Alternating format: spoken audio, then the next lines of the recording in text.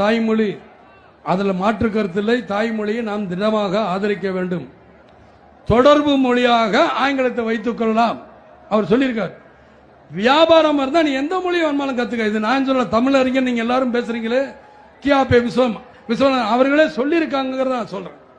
இது இன்னைக்கு வளர்ந்து போச்சு. ஆனா இன்னைக்கு எல்லாரும் என்ன சொல்றாங்க, அது என்னங்க தமிழ் தமிழ், எனக்கு தெரியாத தமிழா, 25 வருஷமா என் மன்றத்தில் தமிழன் என்று சொல்லடா, தலை நிமிர்ந்து நில்லடான்னு தான் நான் போட்டுக்கிட்டு இருக்கேன். இன்னைக்கு தமிழை பத்தி பேசுறவங்க என்னைக்காவது அதை பத்தி நீங்க சொல்லிருப்பீங்களா? உங்க போஸ்டர்கள் என்னைக்காவது சொல்லிருப்பீங்களா? நான் இன்னைக்கு 25 27 வருஷம் ஆச்சு, 148 திரைப்படங்களை நடிச்சிட்டேனே. இந்த 148 திரைப்படத்தில் வேற எந்த மொழியிலேயாவது போய் நடிச்சனா? நடிக்கல. இன்னைக்கு அவங்களுடைய பிள்ளைகளும் குட்டிகளும் ஆங்கிலத்தை படிச்சு, வேற்றுமொழியை படிச்சு, பேர குழந்தை எல்லாம் எங்க, நான் குறிப்பிட்டு யாரையும் தேசிய தாக்கல, பொதுவான ஒரு அரசியல்வாதியில இப்படிப்பட்டவங்க எல்லாரும் படிச்சு போயிடுறாங்க. நம்ம பிள்ளைகளும், அதாவது உங்க பிள்ளைகளும் இதே தமிழ்நாட்டில் இருக்கணுங்கிறதுல, நம்ம மொழி தாய்மொழி தமிழ், அதை மாற்றவே முடியாது.